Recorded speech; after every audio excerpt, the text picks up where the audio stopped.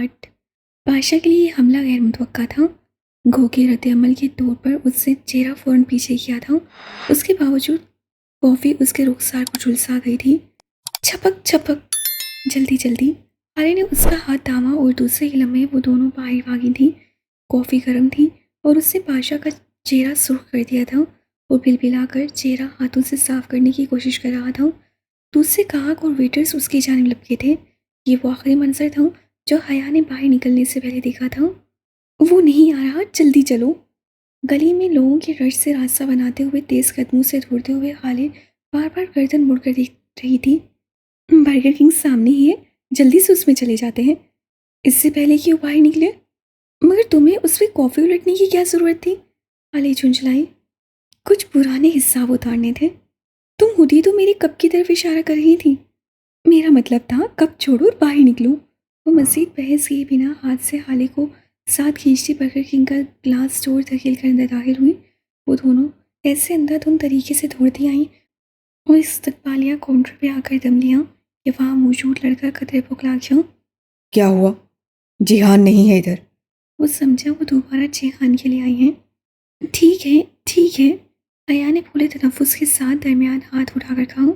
تمہاری کچن میں کوئی دروازہ ہے جو پچھلی گلی میں کھلتا ہے؟ کچن میں نہیں، مگر پینٹری میں بیک ڈور ہے۔ آپ میرے ساتھ آئیں۔ شاید وہ سمجھ گیا تھا کہ وہ دونوں کسی سے بچنا چاہ رہی ہیں، سو بنا کوئی مزید سوال کیے وہ انہیں اپنی رہنمائی میں پینٹری میں لے آیا۔ پینٹری مستطیل سی تھی اور اس میں اسٹوریج شیلف اور بڑے بڑے فریزرز رکھے تھے۔ کچھ دوسرا کاٹ کباڑ بھی تھا۔ وہ رہا دروازہ۔ اس سے ایک دروازے کی جانب اشارہ کیا اور ایک مشکوک نظر ان پر ڈالتا واپس پلٹ گیا۔ ہالے نے پینٹری سے کچن میں کھلنے والے دروازہ بند کیا اور پھر قدرے تذبذب سے پچھلی گلی کے دروازے کو دیکھا۔ ابھی باہر نکلنے کا فائدہ؟ گورسل تو 1:30 بجے آئے گی، تب تک یہیں بیٹھتے ہیں۔ وہ ایک کونے سے 2 پلاسٹک کی کرسیاں اٹھا لائیں اور کمرے کے وسط میں فرش پہ آمنے سامنے رکھی۔ ویسے اب میں سوچ رہی ہوں کہ تم نے ٹھیک ہی کیا۔ اس سکلال جدیسی میں اکثر ایسے ڈرنک لوگوں سے ٹکراؤ ہو جاتا ہے جو عجیب حرکتیں کرتے ہیں۔ تبھی میں نے کافی الٹی تاکہ وہ فوراً ہمارے پیچھے نہ آ سکے۔ وہ کرسی پہ نہیں بیٹھی بلکہ دروازے کے قریب چلی آئی۔ دروازے کے ساتھ ایک چوکور کھڑکی نما روشن دان تھا جو بہت اونچا نہیں تھا بلکہ حیا کے چہرے کے بالکل برابر آتا تھا۔ اس نے روشن دان کی شیشے کی سلائڈ ایک طرف کی تو ٹھنڈی ہوا اور بجلی گلی کی آواز سے اندر آنے لگی۔ وہ استقلال اسٹریٹ کی بغلی گلی تھی۔ استقلال اسٹریٹ کی دونوں جانب ایسی ہی گلیاں تھیں جو سڑک تنگ اور چھوٹی مگر دونوں اطراف سے عمارتوں سے گھری تھیں۔ اب تم بتاؤ مجھے، یہ منگنی کا کیا قصہ ہے؟ ذرا سکون کا سانس ملا تو حالے کو ادھوری بات یاد آ گئی۔ وہ پرجوش سی کرسی پہ آگے ہو کر بیٹھی۔ حیا نے پلٹ کر دیکھا اور مسکرا دی۔ جو تناؤ اور پریشانی وہ تھوڑی دیر قبل محسوس کر رہی تھی وہ پینٹری کی فضا میں تخلیل ہوتا جا رہا تھا۔ بتاتی ہوں۔ وہ کرسی پہ آ بیٹھی اور غور سے شٹل آتے تک وہ سارا قصہ سنا چکی تھی۔ بس میں بھی سارا راستہ وہ دونوں یہی باتیں کرتی رہی۔ اگر وہ جانتا تھا تو اس سے پہلے اظہار کیوں نہیں کیا؟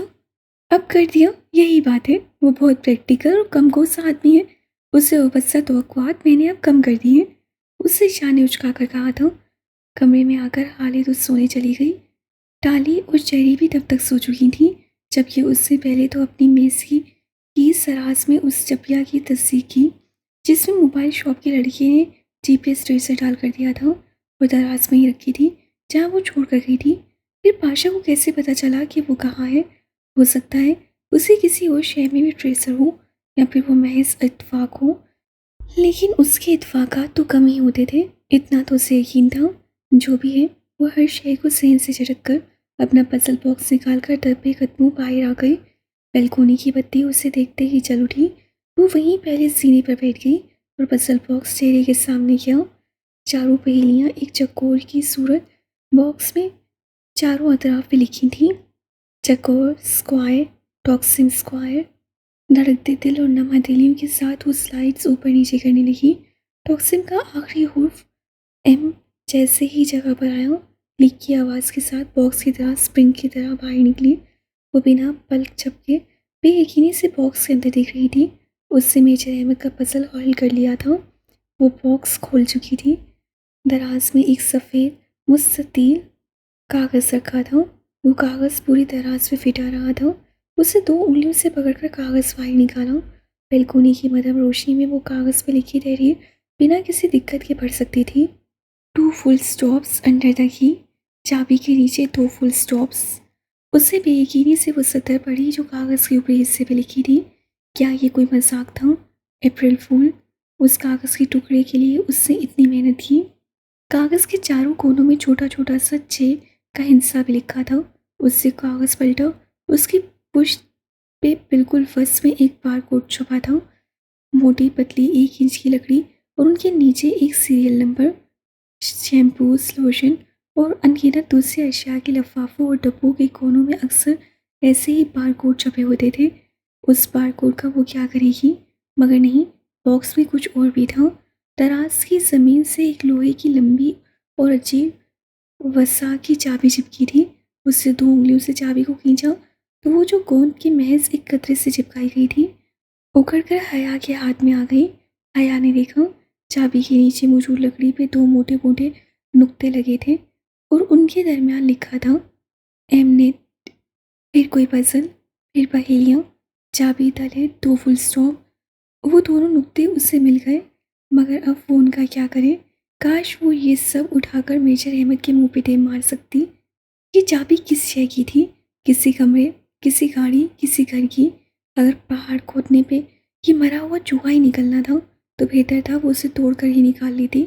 اچھا مذاق تھا۔ اسے حفیظ سے دراز بند کی تو وہ پھر باہر نکل آئی۔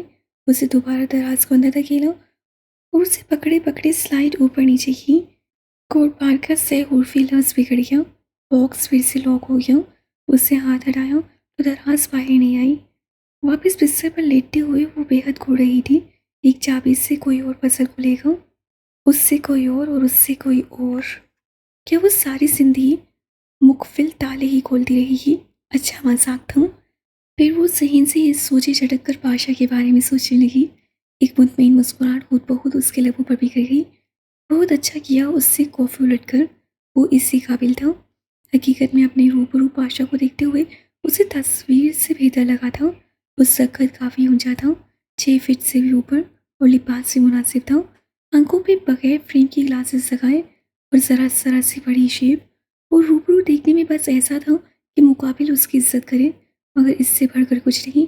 ہینڈسم تو اسے کبھی نہیں لگا تھا، نہ ہی اس کی شخصیت میں کوئی سحر تھا جس کی باتیں باہر اکٹھی تھی۔ وہ دیکھنے میں بس ایک درمیانے درجے کا آدمی لگتا تھا، شاید استقلال اسٹریٹ میں چہل قدمی کرنے کے لیے اس سے خود کو ایک عام آدمی کی طرح ڈریس اپ کر کے کیموفلاج کر رکھا تھا۔ شاید یہی بات ہو۔ وہ انہی سوچوں میں گھری، کب نیند کے سمندر میں ڈوب گئی، اس سے علم ہی نہ ہو سکا۔ اس سے چابی کی ہول میں گھمائی اور پھر الماری کا پٹ کھولا۔ سامنے والے خانے میں جہاں کاغذات کے اوپر اس سے چلی ہوئی اطراف والی پزل باکس رکھا تھا، اب وہ وہاں نہیں تھا۔ اس کے ذہن نے لمحوں میں کڑیوں سے کڑیاں ملائیں۔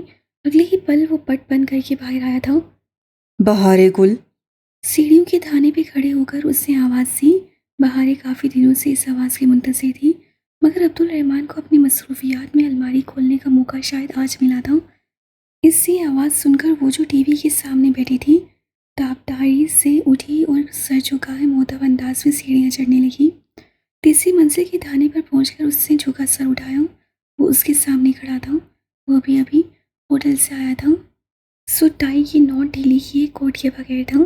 اسے متوجہ پا کر عبدالرحمن نے سوالیہ ابرو اٹھائی۔ کیا بہارے گل مجھے بتانا پسند کریں گی کہ وہ پزل باکس کہاں ہے؟ میں پسند کروں گی۔ بہارے نے سادگی سے اس بات میں گردن ہلائی۔ میں نے وہ حیا کو واپس کر دیا۔ وہ چند لمحے کچھ کہہ ہی نہیں سکا۔ اس کا چہرہ بے تاثر تھا، مگر بہارے جانتی تھی کہ اسے دھچکا لگا ہے۔ کس کی اجازت سے؟ وہ تمہاری چیز نہیں تھی عبدالرحمن، جس کی تھی میں نے اسے دے دی۔ وہ چند ثانیے اسے دیکھتا رہا، پھر اس کے سامنے ایک پنجے کے بل فرش پہ بیٹھا اور سیدھا بہاری کی آنکھوں میں دیکھا۔ کیا تم نے مجھ سے رازداری کا وعدہ نہیں کیا تھا؟ میں رحمان کے بندے کو خوش کرنے کے لیے رحمان کو ناراض نہیں کر سکتی تھی، میں جھوٹ نہیں بول سکتی تھی۔ اس کی بڑی بڑی آنکھیں بھیگ گئیں۔ جو جتنا جھوٹ بولتا ہے بہارے، یہ دنیا اسی کی ہوتی ہے۔ لیکن پھر اس کی آخرت نہیں ہوتی، یہ عائشہ گل کہتی ہے۔ وہ زخمی انداز سے مسکرایا۔ پھر تو مجھے تمہارے دوسرے وعدے کا بھی اعتبار نہیں کرنا چاہیے۔ نہیں، ہم واقعی جزیرے پہ کسی سے تمہارے بارے میں بات نہیں کرتے۔ وہ نہیں، وہ نہیں، ایک اور وعدہ بھی تھا ہمارے درمیان، ہمارا لٹل سیکرٹ۔ بہارے کے کندھوں پہ ایک دم بہت سا بھاری بوجھ گرا۔ اس سے متاثر سے عبدالرحمن کو دیکھا جو منتظر سا اسے ہی دیکھ رہا تھا۔ بہت پہلے عبدالرحمن نے اس سے عہد لیا تھا کہ اگر وہ مر گیا تو وہ اسے جنازہ بھی دے گی اور اس کی میت کو اون بھی کرے گی۔ تم سچ بولنے والے بہارے گل پہ اعتبار کر سکتے ہو، پورا عدالت، پورا ترکی تمہیں چھوڑ دے لیکن بہارے گل تمہیں کبھی نہیں چھوڑے گی۔ اور ہو سکتا ہے ایک وقت ایسا آئے جب تم مجھے پہچاننے سے بھی انکار کر دو۔ تم کہو کون عبدالرحمن، کہاں کا عبدالرحمن؟ تم ایسی باتیں مت کیا کرو، مجھے دکھ ہوتا ہے۔ اور اس بارے میں بھی عائشہ گل کی کوئی کہاوت ضرور ہوگی۔ وہ ذرا سا مسکرایا۔ اس کو چھوڑو، وہ تو بہت کچھ کہتی رہتی ہے، میں دوسرے کان سے نکال دیتی ہوں۔ اسے ناک سے مکھی اڑا کر گویا عبدالرحمن کو اپنی وفاداری کا یقین دلایا۔ وہ تو مجھ سے اتنی خفا ہوئی تھی کہ میں نے تم سے شادی کی بات کیوں کی؟ لہجہ بھر کر رک کر بہار نے ذرا تشویش سے بولا، تم مجھ سے شادی کرو گے نا عبدالرحمن؟ ساتھ ہی اس سے قدر مڑ کر ارد گرد دیکھ بھی لیا۔ عائشہ قریب میں کہیں نہیں تھی۔ وہ دھیرے سے ہنس دیا۔ مگر میں تو تمہاری نئی دوست میں دلچسپی رکھتا ہوں۔ وہ تم سے شادی کیوں کرے گی؟ وہ اپنی کزن کو پسند کرتی ہے اور اس کا کزن بہت ہینڈسم ہے۔ بہاری کو جیسے بہت غصہ آیا تھا۔ اور تمہاری دوست کو عبدالرحمن جیسا کوئی بدصورت نہیں لگتا ہوگا، ہے نا؟ یہ سچ ہے، اسے تم بالکل پسند نہیں ہو، مگر مجھے تم سے زیادہ کوئی ہینڈسم نہیں لگتا۔ وہ مسکراتے ہوئے اٹھ کھڑا ہوا۔ بہاری نے گردن اٹھا کر اسے دیکھا۔ سنو، وہ حیا کے پزل باکس پہ جو پہلی کھری تھی وہ کس سے لکھی تھی؟ وہ جاتے جاتے سارا چونکا واپس پلٹا۔ مجھے کیسے علم ہو سکتا ہے؟ میں نے تو ابھی تک اس باکس پر غور ہی نہیں کیا تھا۔ نہیں، دراصل میرے باکس کی پہیلی اور حیا کی پہیلی بالکل ایک سے لکھی تھی۔ تبھی حیا نے مجھ سے پوچھا تھا کہ میری پہیلی کس سے لکھی ہے۔ وہ دفعتاً چونکا تھا۔ اس سے یہ محسوس کیوں نہیں کیا؟ وہ یہ بات نظر انداز کیوں کر گیا؟ پھر تم نے کیا کہا؟ بلکہ ٹھہرو، تم نے کہا ہوگا کہ عبدالرحمن کے پاس ہر کام کے لیے بہت سے بندے ہوتے ہیں۔ بہاری کا منہ کھل گیا۔ تمہیں کیسے پتا؟ بہارے گل، میں تمہیں تمہاری سوچ سے بھی زیادہ اچھے طریقے سے جانتا ہوں۔ وہ کہہ کر رکا نہیں۔ بہاری نے آزردگی سے اسے جاتے دیکھا۔ وہ اس سے خفا تھا، وہ جانتی تھی، مگر عائشہ کہتی تھی بندہ خفا ہو جائے خیر ہے، بس رحمان خفا نہ ہو۔ اف، اس سے سر چھٹکا۔ عائشہ گل کی کہاوتیں۔ آڈیٹوریم اسٹوڈنٹ سے کھچا کھچ بھرا تھا۔ باسکٹ بال کا میچ جاری تھا۔ کورٹ میں لڑکے نارنجی گیند اچھالتے ادھر ادھر بھاگ رہے تھے۔ تماشائیوں کی نگاہیں بھی گیند پہ لگی تھیں۔ مخصوص شور، ہنگامہ اور رش۔ حیا ان سب سے بے نیاز اپنا بیگ تھامے کرسیوں کی قطاروں کے درمیان رستہ بناتے آگے بڑھ رہی تھی۔ امتحان قریب تھے اور ان دنوں وہ اتنی مصروف رہی تھی کہ ملتزم سے بات کرنے کا موقع نہ مل سکا۔ ابھی لطیف نے بتایا کہ آڈیٹوریم میں ہے تو وہ یہاں آ گئی۔ ویسے بھی اب وہ فلسطینی لڑکوں سے بات چیت میں ذرا احتیاط کرتی تھی۔ نہیں، وہ ویسے ہی ڈیسنٹ اور بھائیوں جیسے تھے، مگر وہ نہیں رہی تھی۔ وہ جانتی تھی کہ وہ اسکارف لیتی ہے، سو اس کے نام کے ساتھ کوئی غلط بات جڑی تو بدنام اس کا اسکارف ہوگا۔ اس لیے اس کی کوشش ہوتی کہ وہ ملتزم یا حسین وغیرہ سے تنہائی میں نہ ملے، بلکہ کسی ایسی جگہ پہ ملے جہاں سب سامنے ہی ہوں۔ وہ تیسری قطار میں بیٹھا تھا، نگاہیں کھیل پہ مرکوز تھیں۔ کرسی پہ آگے ہو کر بیٹھا، وہ میچ کی طرف متوجہ تھا۔ اس کی بائیں طرف دو کرسیاں خالی تھیں۔ وہ ایک کرسی اپنے اور اس کے درمیان چھوڑ کر بیٹھ گئی اور بیگ سے پزل باکس نکال کر اس کے سامنے کیا۔ وہ چونکا۔ میں نے اسے کھول لیا، اس کا کوڈ ٹاکسم تھا، کیا تم آگے مدد کر سکتے ہو؟ او سلام، ٹھہرو میں دیکھتا ہوں۔ ملتزم نے دراز کھولی اور کاغذ پر لکھی تحریر پڑھی، پھر اسے پلٹا۔ بار کوڈ، بار کوڈ تو اشیاء کے پیکٹس پہ لگا ہوتا ہے، اسے کوئی مشین ہی ڈیٹیکٹ کرتی ہے۔ یہ بار کوڈ بھی کسی مشین کے لیے ہے تاکہ وہ اسے پہچانے، مگر کدھر؟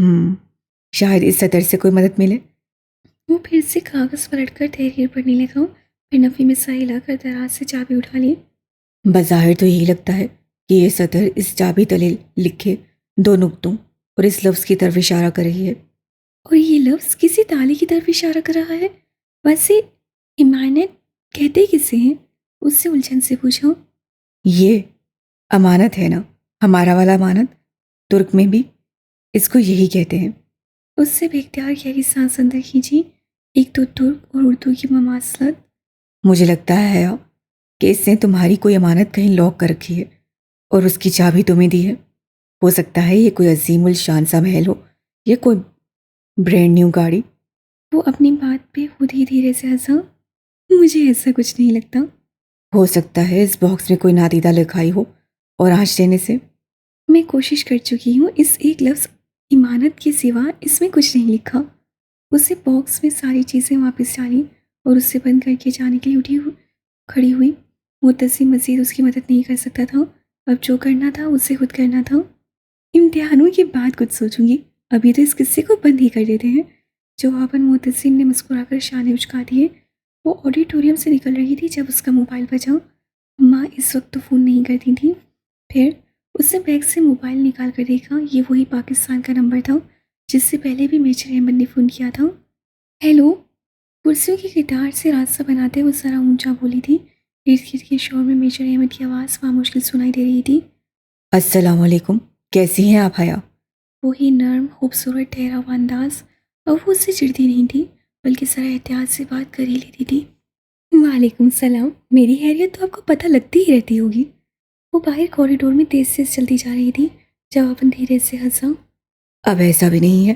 آپ کو لگتا ہے مجھے آپ کے علاوہ کوئی کام نہیں ہے؟ مجھے لگتا تو خیر یہی ہے کہ آپ کو اور پاشو کو میرے علاوہ کوئی کام نہیں ہے. غصے میں ہے خیریت؟ کوئی مذاق کر رہے ہیں آپ میرے ساتھ؟ میں کتنی پہیلیاں پوچھوں؟ اسے ضد سے انداز سے کہتے ہوئے اپنا بیگ اتار کر سبحان جی کی عمارت کی بیرونی سیڑھیوں پہ رکھا. میں معذرت ہوا ہوں. باعثی سے اتنی حساس ہوتی ہیں کہ انہیں بہت رازداری سے کسی کے حوالے کرنا پڑتا ہے تاکہ وہ غلط شخص کے ہاتھ نہ لگ جائیں. ویسے 1 گھنٹے کا کام تھا، آپ نے ہی اتنے دن لگا دیے. ہے آپ کا پزل تو میں حل کر ہی لوں گی، مگر کیا گارنٹی ہے کہ آخر میں مجھے اپریل فول کے الفاظ سے ہی ملیں گے. وہ وہیں سیڑھیوں پہ بیٹھ گئی تھی. استنبول کی دھوپ ارد گرد سبزار کو سنہری پن ادا کر رہی تھی. اتنا غیر سنجیدہ سمجھتی ہیں آپ مجھے؟ کیوں؟ کیا آپ ہی نہیں ہیں جو خواجہ سرا بن کر مجھ سے ملے تھے؟ کبھی شرمندگی نہیں ہوئی آپ کو اس بات پہ؟ شرمندگی کیسی؟ میں خواجہ سرا بن کر آپ سے ہی ملا تھا. خواجہ سرا بن کر کوئی محفل تو نہیں لگائی تھی. وہ شاید برا مان گیا تھا، مگر خواجہ سرا بننا بذات خود بہت عجیب ہے. کیوں؟ کیا خواجہ سرا انسان نہیں ہوتے؟ کیا وہ جانور ہوتے ہیں؟ میں نے ان کا حلیہ اپنایا تھا مگر آپ کے لیے نہیں. میں تو اپنے کام سے وہ سب بنا تھا، بس اسی دوران آپ مل گئی. آپ اپنا کام خواجہ سرا بن کر نکلواتے ہیں؟ وہ دم بخود رہ گئی. پہلی دفعہ کوئی سوال اس نے بچوں کی سی دلچسپی سے پوچھا تھا. کبھی میرے آفس آئیے گا، میں آپ کو اپنے کام کی تفصیل بتاؤں گا. آپ کے آفس میں کبھی نہیں آ رہی، مگر وہ امانت وہ کیسے ڈھونڈوں میں؟ جو لکھا ہے اس پر غور کریں. وہ ڈالی کی امانت ہے اور وہ اسی کو ملنی چاہیے جو اپنی صلاحیتوں سے خود کو اس کے قابل ثابت کر سکے. کیا آپ اتنی باصلاحیت ہیں؟ ٹرائی می. اسے جتا کر کہتے ہوئے فون بند کر دیا. سبحان جی کی دھوپ ابھی تک سیڑھیوں پہ اس کے قدموں میں گر رہی تھی. کلینک کی انتظار گاہ میں ٹھنڈی سی خنکی چھائی تھی. وہ کوچ پہ خاموش سی بیٹھی اپنی باری کا انتظار کر رہی تھی. حالیہ کے توسط سے اس نے ایک ڈرماٹولوجسٹ سے وقت لیا تھا. اس کے بال بظاہر ٹھیک نظر آتے تھے اور عائشہ کے دیے کے لوشن کام کر رہے تھے، مگر ہاتھ لگانے پہ وہ پہلے سے زیادہ روکھے لگتے. اور سر کی جلد جو خراب ہوئی وہ الگ. حیا نے اپنا پرس ساتھ ہی رکھا ہوا تھا. فریزر والی ڈبیا ڈوم میں ہی تھی. اب وہ اسے استنبول میں اپنے ساتھ لے کر نہیں جاتی تھی. تبھی اس کے ساتھ والی نشست پہ ایک سیاہ عبایا والی لڑکی آ بیٹھی. بیٹھتے ہی اس سے چند گہرے سانس لے کر تنفس بحال کیا. پھر ٹیشو سے نقاب کے اندر چہرہ تھپتھپانے لگی. اس کے انداز سے لگ رہا تھا کہ وہ پیدل آئی ہے اور بہت تھک گئی ہے. حیا لاشعوری طور پر نگاہوں کا زاویہ مڑ کر اسے دیکھنے لگی. جانے کیوں آج کل وہ عبایا اور حجاب والی لڑکیوں کو بہت غور سے دیکھا کرتی تھی. استنبول میں ایسی لڑکیاں بہت کم ہی نظر آتی تھیں. البتہ اسکارف اور لانگ اسکرٹس والی مل جاتی. اکثریت ایسی لڑکیوں کی ہوتی جن میں سے ایک اس کے سامنے کوچ پہ بیٹھی تھی. مختصر اسکرٹ، بنا آستین کے بلاؤز اور خوبصورت بال. وہ ٹانگ پر ٹانگ رکھے بیٹھی گھٹنے پہ پہلا میگزین پڑھنے میں مگن تھی. استنبول کی علامتی لڑکی. اس کی اسکرٹ کا رنگ نارنجی تھا، بالکل ان 2 کرون فش جیسا جو ان دونوں کوچز کے درمیان رکھی میز پہ سجے ایکویریم میں تیر رہی تھی. ننھی ننھی سی نارنجی مچھلیاں جن کی زندگی، جن کی سانس اور جن کی آواز سب پانی تھا. اب آیا والی لڑکیاں پرس کھول کر کچھ تلاش کر رہی تھی. آیا ابھی تک اسے یوں ہی دیکھ رہی تھی. دفاتر اس سے پرس سے ایک اورنج جوس کی بوتل نکالی اور اس کا ڈھکن اتارا. پھر ذرا رکی اور حیا کی طرف بڑھائی. نو تھینک یو. وہ ذرا سنبھل کر سیدھی ہوئی. وہ لڑکی مسکرا کر بوتل میں اسٹرو ڈالنے لگی. سیاہ نقاب میں اس کی سرمائی آنکھیں بہت خوبصورت لگ رہی تھیں. آپ ہمیشہ یہ ابایا کرتی ہیں؟ وہ رہ نہیں سکی اور پوچھی بیٹھی. نقاب تلے ایک گھونٹ لیتے ہوئے اس نے اس بات میں سر ہلایا. آپ کو گھٹن نہیں ہوتی اس میں؟ میرا دل اللہ نے اس کے لیے کھول دیا ہے، سو گھٹن کیسی؟ اور ویسے بھی مسلمان لڑکی تو بہت مضبوط ہوتی ہے. اس سے بوتل کا ڈھکن بند کرتے ہوئے کہا. مگر مجھے تو نقاب کا سوچ کر ہی گھٹن ہوتی ہے. ہو سکتا ہے یہ سب صرف آپ کے ذہن میں ہو. آپ کے ذہن میں بھی تو ایسی باتیں آتی ہوں گی نا؟ وہ اس کی طرف موڑے غیر ارادی طور پہ بحث کرنے لگی تھی. کیا بہت پڑھے لکھے ماڈرن قسم کے لوگوں کے درمیان بیٹھے آپ کو احساس کمتری نہیں ہوتا؟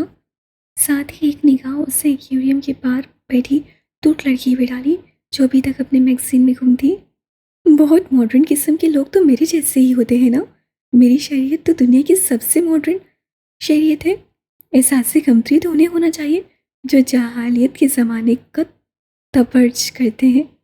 تو برج سمجھتی ہو؟ اسے اندازہ تھا پھر بھی اسے نفی میں گردن ہلائی. تو برج اوہ کیسے سمجھاؤں؟ اس لڑکی نے لمحے بھر کو سوچا. تم نے دبئی کے وہ اونچے اونچے ٹاورز تو دیکھے ہوں گے، برج العرب، برج الخلیفہ.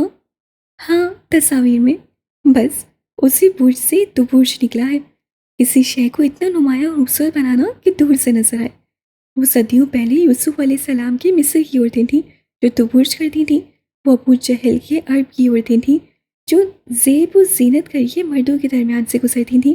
اگر استنبول کی لڑکیاں ان زمانہ جہالت کی عورتوں کی پیروی کرتی ہیں تو ماڈرن تو نہ ہوئی نا. ماڈرن تو میں ہوں، تم ہو، پھر کیسی شرمندگی؟ اسے رسان سے کہتے ہوئے شانے اچکائے. اللہ اللہ یہ اعتماد.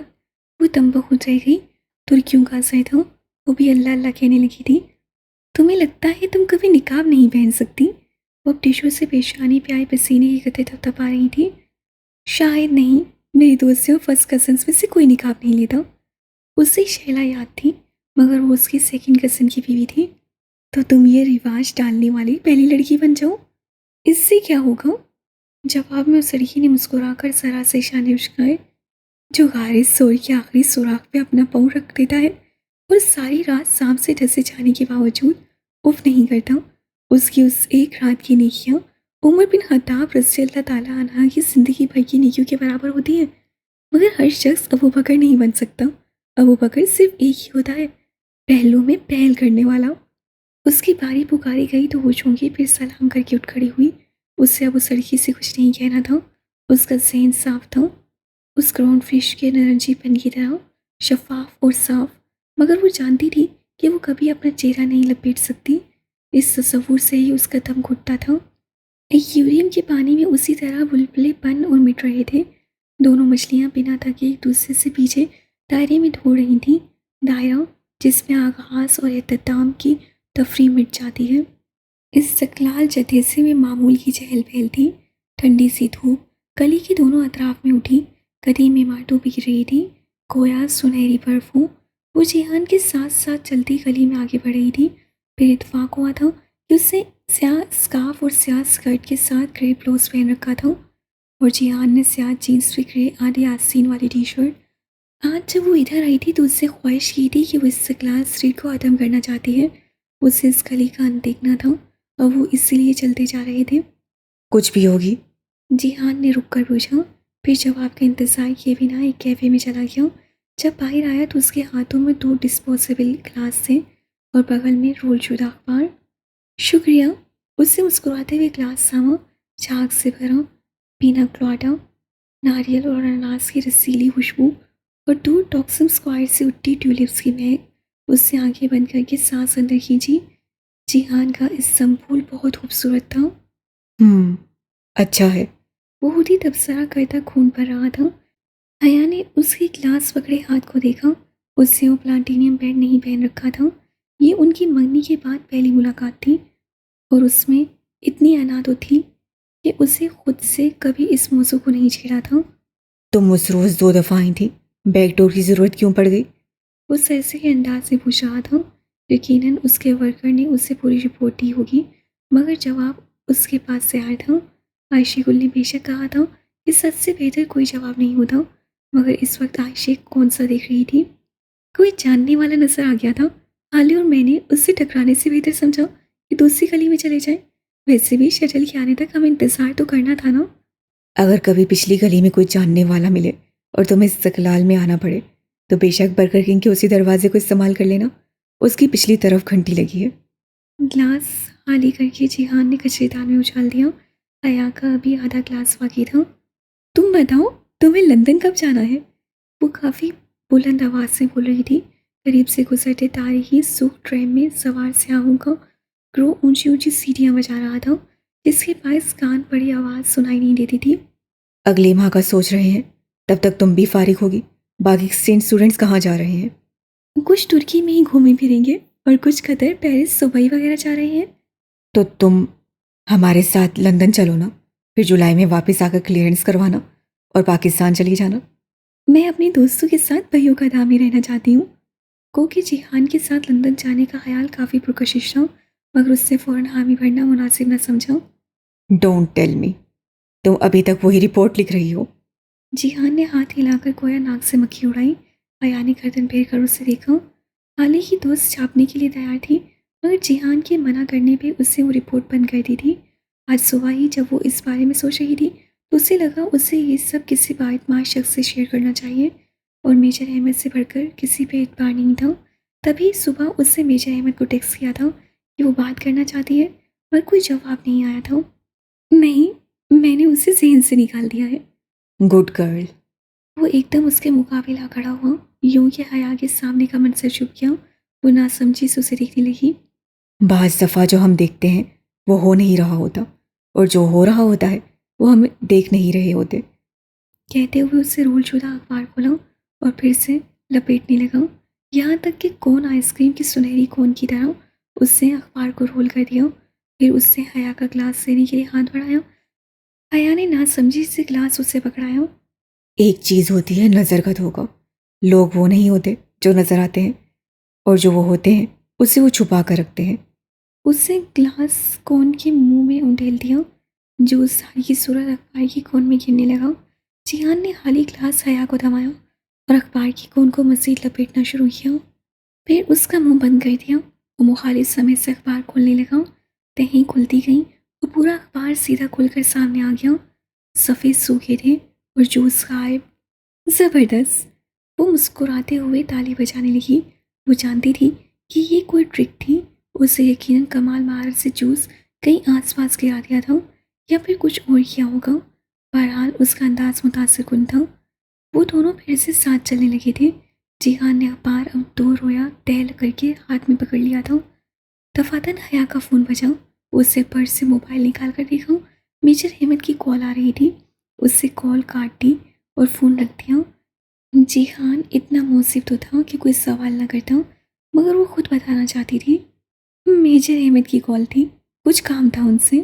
वो चलते हुए सरसरी अंदाज से बोली।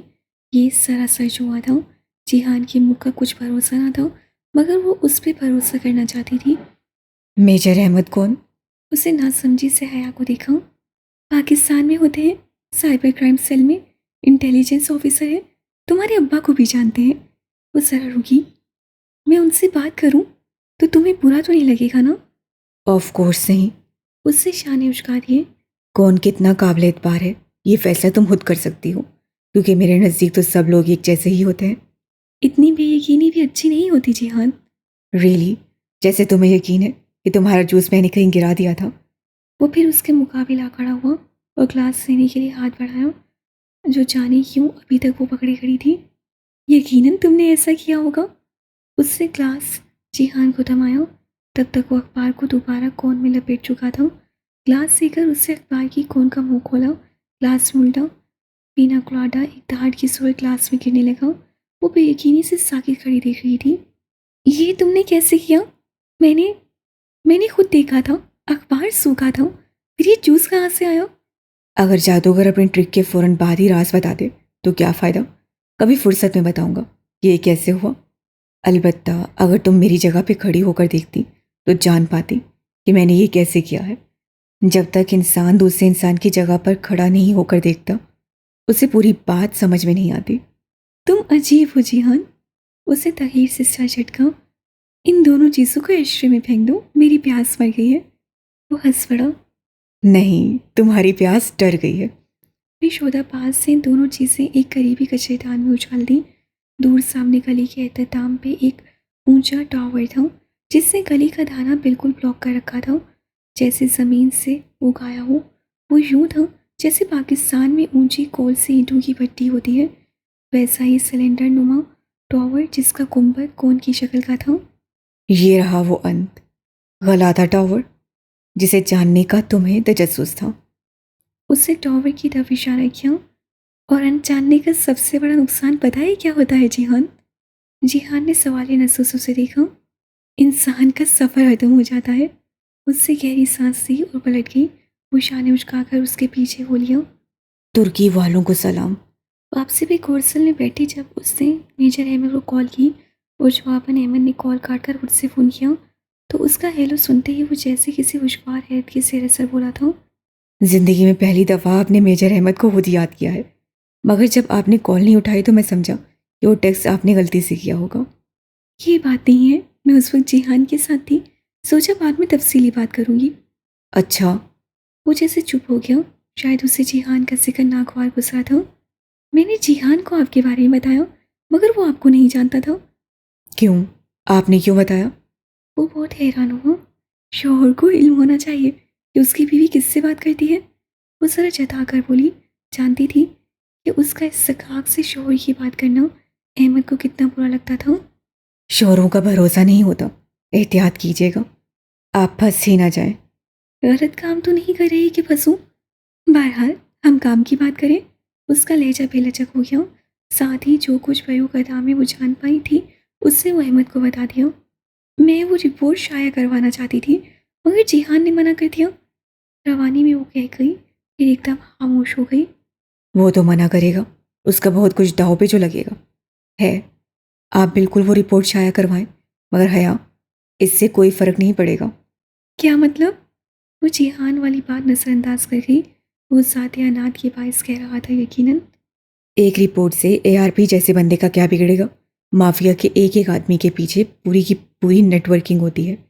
عبدالرحمن جیسے شہرت زدہ مورے تو صرف پل کا کام کرتے ہیں، ایسے کہ اپنے دامن پہ کوئی چھینٹا نہ پڑے۔ سو ان کے خلاف نہ ثبوت ہوتے ہیں نہ کبھی فائلز کھلتی ہیں۔ مگر میں نے سنا ہے کہ اس کی عالمی دہشت گرد تنظیموں سے بھی۔ کس سے سنا ہے؟